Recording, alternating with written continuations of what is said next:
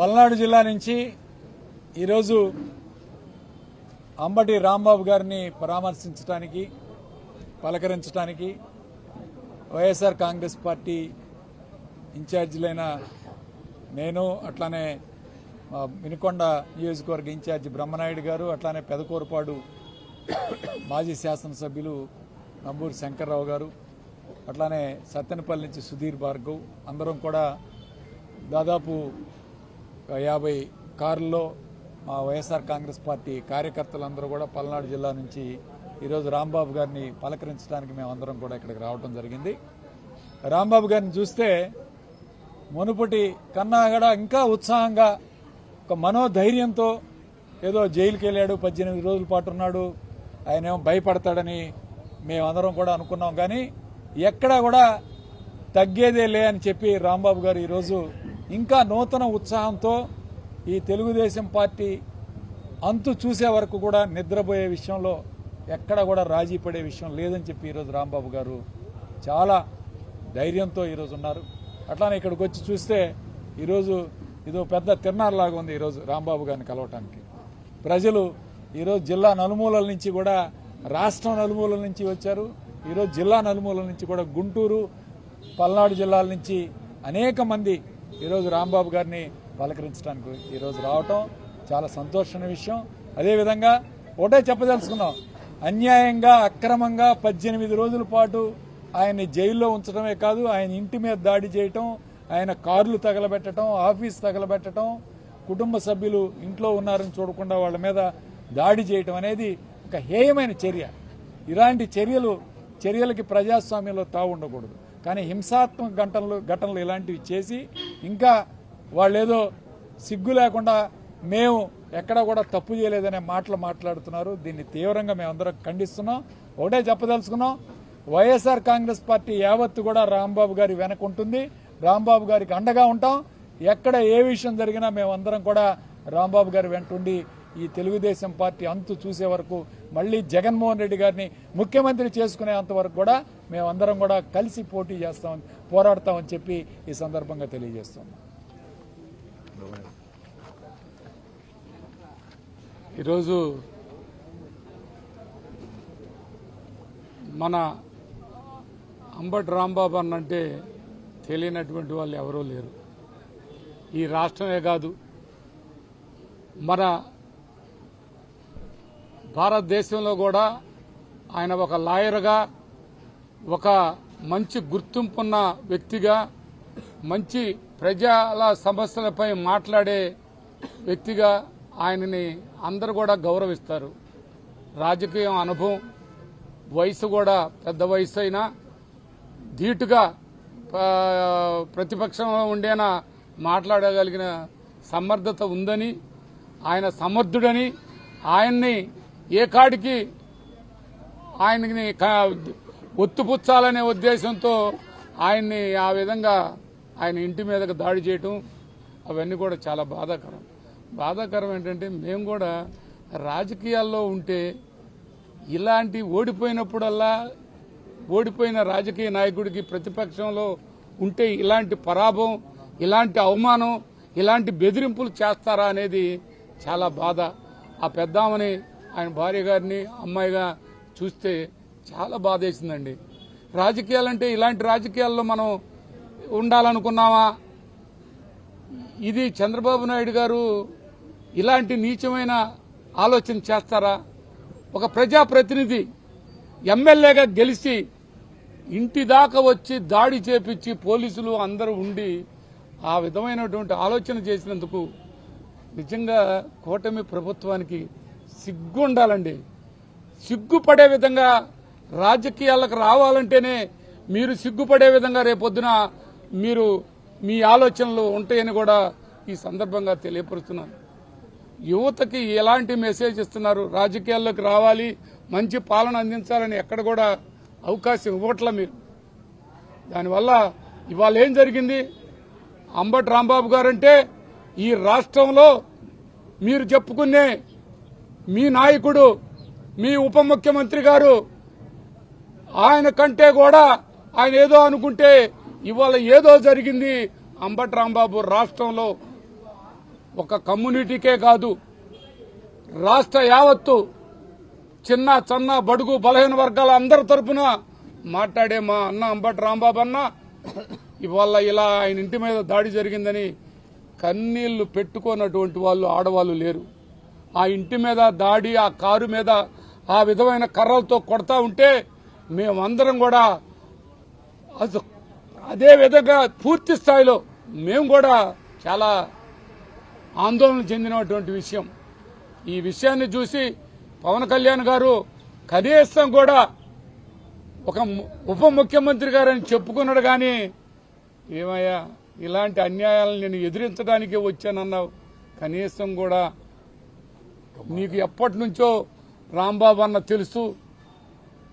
అట్లాంటి మనిషి మీద ఆ విధమైనటువంటి దాడి చేపించినటువంటి దానిలో చంద్రబాబు నాయుడు గారికి ఎంతైతే బాగా ఉందో, లోకేష్ అయితే ఎంతైతే ఆయన బాగా ఉందో, పవన్ కళ్యాణ్ కూడా అంతే బాగా ఉందని ఈ సందర్భంగా తెలియపరుస్తున్నాం.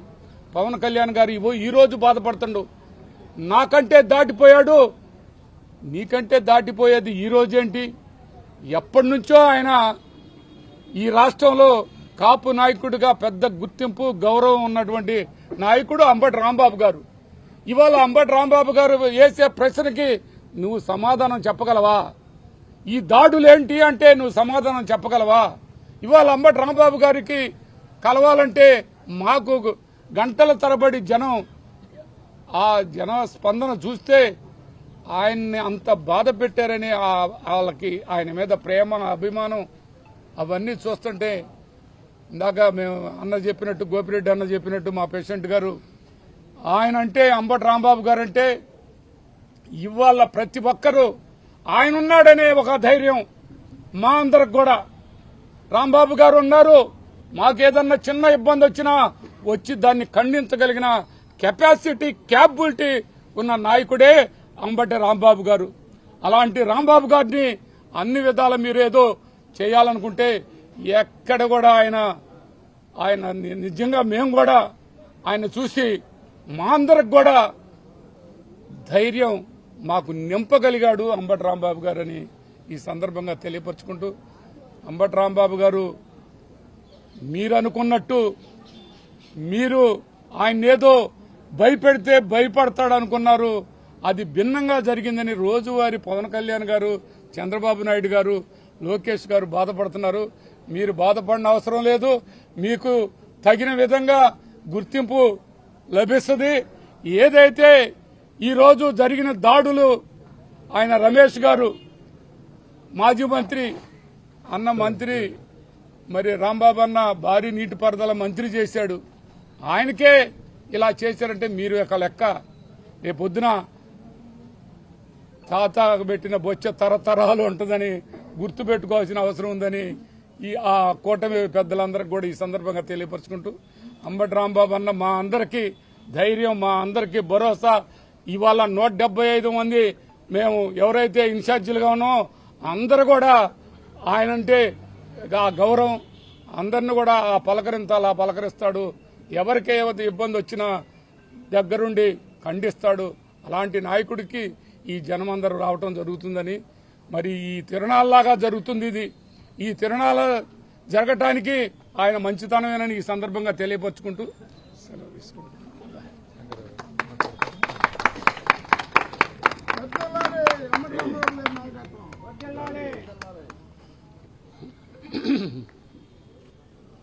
ఈ ప్రజాస్వామ్యంలో మరి అంబటి రాంబాబు గారు లాంటి ఒక సీనియర్ నాయకుడిని,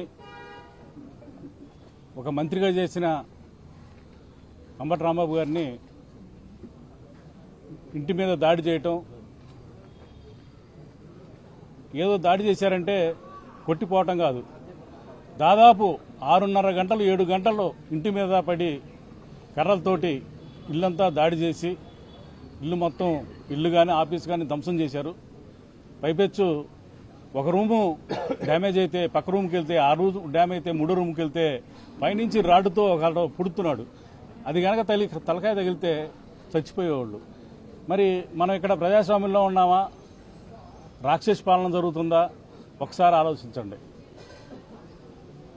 రోడ్డు మీద కర్రలు తీసుకొని పోలీసులే డిపార్ట్మెంట్ వాళ్ళే రాంబాబు గారు కార్యంపడబడి కొడతా ఉంటే, పక్కన బూతులు తిడతా ఉంటే మరి ఎవరికైనా రోషం వచ్చింది, ఎలాంటి వాడికైనా రోషం వచ్చింది. సరే ఒక మాట జారాడు, మళ్ళా వచ్చి ప్రెస్ మీట్ పెట్టి క్షమాపణ చెప్పాడు. మరి దాంతో వదిలేయాలి. వదిలేయకుండా ఇంటి మీద పడి దాడి చేసి ఈ రకంగా ఫ్లెక్సీలు వేయటం. ఫ్లెక్సీలు ఎవరు బొమ్మలు పెట్టి ఎవరు వేస్తారు? జగన్మోహన్ రెడ్డి గారి బొమ్మ పెట్టి వేయాల్సిన అవసరం మీకేముంది? అసలు జగన్మోహన్ రెడ్డి గారి బొమ్మ పెట్టి ఎత్తి మేము వేయాలి. అసలు మీరు ఎందుకు వేసినట్టు? మా నాయకుడు బొమ్మ పెట్టి మీరు వేయటానికి లేదు కదా. జగన్మోహన్ రెడ్డి గారు ఏమైనా తప్పు చేశాడా? జగన్మోహన్ రెడ్డి గారికి లడ్డుకు సంబంధం ఏమైనా ఉందా? సంబంధం లేదు కదా. అది ఎవరి టైంలో జరిగింది ఆ లడ్డు మీకు వచ్చింది ఎప్పుడు? ఒక ముఖ్యమంత్రిగా హోదాలో ఉండి మరి అవాస్తవాలు మాట్లాడకూడదు. అలాగే ఉప ముఖ్యమంత్రి హోదాలో ఉండి మీరు మాట్లాడారు. దాన్ని కప్పిపుచ్చుకోవటానికి అనేక రకాల తప్పులు చేస్తూ ఉన్నారు. లాస్ట్కి మీరే అసెంబ్లీలో ఇంకా ఈ లడ్డు గురించి మాట్లాడొద్దు, ఎత్తేద్దామని మీరే ఎత్తేసారు ఆ విషయం గురించి కూడా. ఇవన్నీ ఒకదానికి ఒకటే తప్పులు చేసుకుంటూ మీరు ఇచ్చిన హామీలు నెరవేర్చలేక డైవర్షన్ పాలిటిక్స్ చేసుకుంటూ ఇంతమందిని జైల్లో పెడతా, ఇంతమందిని ఇబ్బంది పెడతా, ఈ సంస్కృతి ఇంతకుముందు ఎప్పుడు కూడా లేదు. మరి ఇప్పుడు రావటం జరిగింది. అది తారస్థాయికి మొన్ననే పీఆర్కే గారిని సంబంధం లేని దాంట్లో మర్డర్ కేసులో ఇరికిచ్చి జైల్లో పెట్టారు. ఇప్పుడు ఆల్రెడీ 73 రోజులు 74 రోజులు గడిచిపోయింది. అట్లాగే ప్రసన్న కుమార్ రెడ్డి ఇంటి మీద పడి దాడి చేశారు. అట్లాగే రాంబాబు గారి ఇంటి మీద పడి దాడి చేశారు. అట్లాగే జోగి రమేష్ గారి ఇంటి మీద ఇలా ఇళ్ల మీద పడి దాడి చేసి ఈ సంస్కృతి ఇప్పటికైనా ఆపకపోతే మరి మీ పార్టీ తెలుగుదేశం పార్టీ ఎలా ఉంటుందో రాబోయే రోజుల్లో జనమే బుద్ధి చెప్తారు. రాంబాబు గారిని ఒక సీనియర్ నాయకుడిని, దాదాపు ఆయనకి 70 ఏళ్ళు దాకా వచ్చినాయి. పోలీస్ స్టేషన్ తీసుకెళ్లి ఏం చేశారో నిన్న ప్రెస్ మీట్లో రాంబాబు గారు చెప్పడం జరిగింది. జైల్లో వేశారు. జైల్లో వేస్తే జైల్లో కూడా ఆయనేమి మామూలుగానే ఉన్నాడు. బయటకు వచ్చిన తర్వాత ఇంకా ఉత్సాహంగా ఉన్నాడు. చాలామంది కార్యకర్తలకి, నాయకులకి ఆయన స్ఫూర్తిగా ఉన్నాడు. ఏముందిరా ముసలాయన రాంబాబు పోయా 70 ఏళ్ళోడు జైలుకి, మనం బాట వెందరేక అని రెచ్చిపోతున్నారు. పరిస్థితి అలా అయిపోయింది. మీరు చేసిన పని ఇంకా కార్యకర్తల్లో వైఎస్ఆర్ కాంగ్రెస్ పార్టీ కార్యకర్తలకి ఉత్సాహం ఇచ్చారు. మీరు చేయాల్సిన పని ఏంటి? మీరు ఇచ్చిన హామీలు నెరవేర్చండి. ఈ జైల్లో వేయటాలు, ఈ కొట్టటాలు ఇవన్నీ ఇప్పటికైనా మానుకొని మీరు ఇచ్చిన హామీలు నెరవేర్చి ప్రజల మన్నన పొందండి. మీరు ఇంకా ప్రభుత్వం మంచి పరిపాలన ఇద్దామని అనుకోండి. అంతేగాని ఈ రకంగా ప్రజల్ని దడిపీటాలు, కొట్టటాలు, జైల్లో పెట్టటాలు, కేసులు పెట్టటాలు ఇవన్నీ ఇప్పటికైనా చంద్రబాబు నాయుడు గారు, మీరు గతంలో ఇంతకుముందు ఇట్లా ఉండేది కాదు. ఈ ప్రభుత్వమే ఇట్లాగా, ఈ కూటమి ప్రభుత్వం వచ్చిన తర్వాత ఇలా అయిపోయింది పరిస్థితి.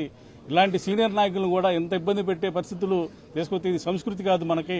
ఇది ఇప్పటికైనా ఆపి మీరు ఇచ్చిన హామీలు నెరవేర్చే ప్రయత్నం చేస్తారని చెప్పి సెలవు తీసుకుంటున్నాను.